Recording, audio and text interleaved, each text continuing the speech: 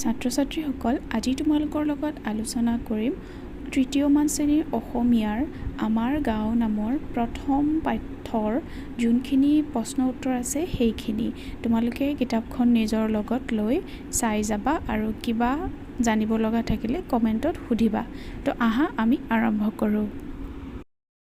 তোমালোকক প্ৰথম প্ৰশ্নটো দিছে ক্ৰিয়াকলাপ পদ্ধতি স্পষ্ট আৰু শুদ্ধ উচ্চাৰণেৰে পঢ়ো আৰু আবৃত্তি কৰোঁ আহা গতিকে তোমালোকে নিজেই শুদ্ধ উচ্চাৰণেৰে আবৃত্তি কৰিবা এতিয়া তোমালোকৰ 2 নম্বৰ প্ৰশ্ন আছে কওঁ আহা পদূলি মুখত কি ফুল ফুলে উত্তৰ পদূলি মুখত গধূলি গোপাল ফুল ফুলে তাৰপিছত খ নম্বৰ প্ৰশ্ন গাঁৱৰ পুখুৰীত কি হাঁহ চৰে উত্তৰ গাঁৱৰ পুখুৰীত ৰাজহাঁহ চৰে গ নম্বৰ পথাৰখন দেখিবলৈ কেনেকুৱা উত্তৰ লিখিবা পথাৰখন পকা ধানেৰে দেখিবলৈ সোণালী বৰণীয়া এতিয়া আহোঁ ঘ নম্বৰ প্ৰশ্ন গাঁৱৰ ৰাইজে মিলিজুলি কি কৰে উত্তৰ গাঁৱৰ ৰাইজে মিলিজুলি মৰমৰ হাত পাতে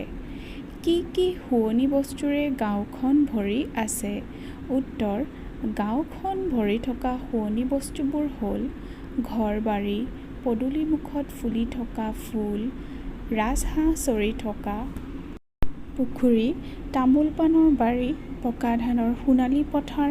নানা বৰণীয়া ফুল পখিলা গৰু পানী ভৰা নৈৰ ঘাট বকুল তলৰ বাট আৰু সহজ সৰল জীৱন যাপন কৰা মানুহবোৰৰ মাজত থকা মিলাপ্ৰীতি প্ৰথম 6 নম্বৰ প্ৰশ্ন পদ্ধতিত একেটি থুপিৰে ফুল বুলি কাক কোৱা হৈছে উত্তৰ পদ্ধতিত একেটি থুপিৰে ফুল গাঁৱৰ ভাই ভনী ৰহিম মহিম দোল পদুমী কদমী মেলিনা আৰু সখীনাক কোৱা হৈছে তাৰপিছত 2 নম্বৰ প্ৰশ্নটো হ'ল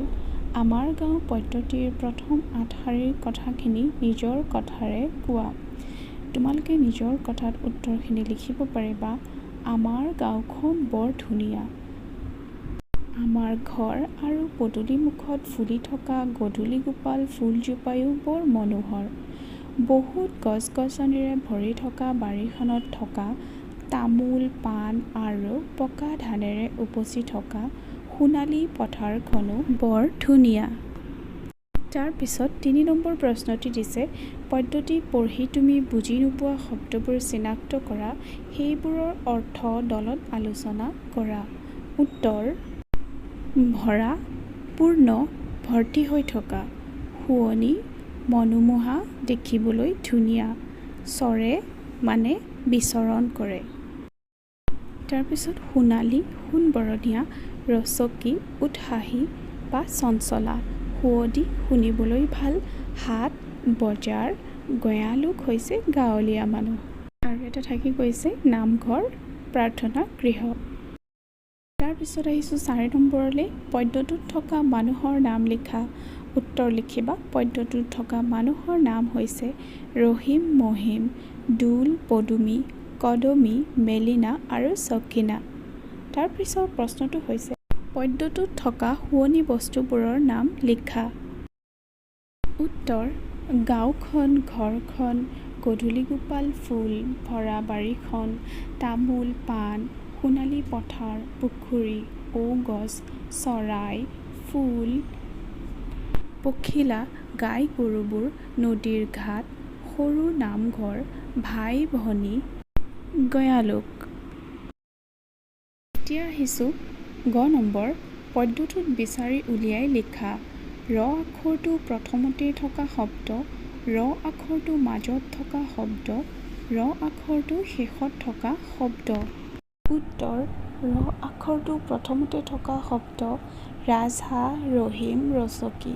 ৰ আখৰটো মাজত থকা শব্দ বাৰীখনি বাটৰুৱা মৰমৰ ৰ আখৰটো শেষত থকা শব্দ আমাৰ ভৰা মনোহৰ পথাৰ গাঁৱৰ গছৰ পুখুৰী চৰে নামঘৰ ইত্যাদি এতিয়া আহিলে খ নম্বৰ ভাষা অধ্যয়ন ব্যৱহাৰিক ব্যাকৰণ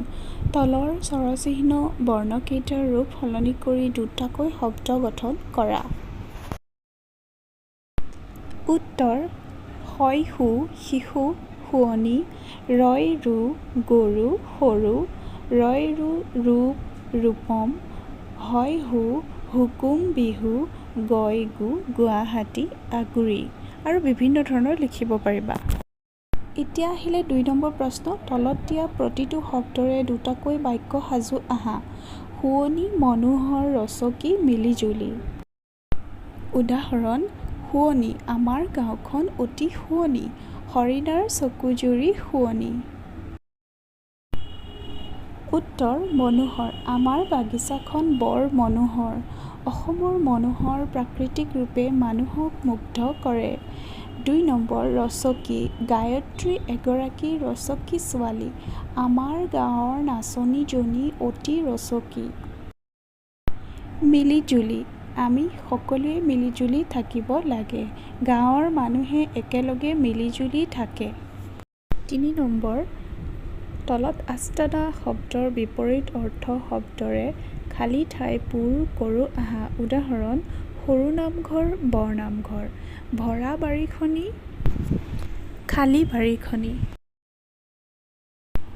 খ নম্বৰ পকা ধান কেঁচা ধান তলেদি বাট ওপৰেদি বাট। চ' এইখিনি আছিল আজিলৈ। নেক্সট এটা ভিডিঅ'ত তোমালোক সকলোকে পুনৰবাৰ লগ পাম।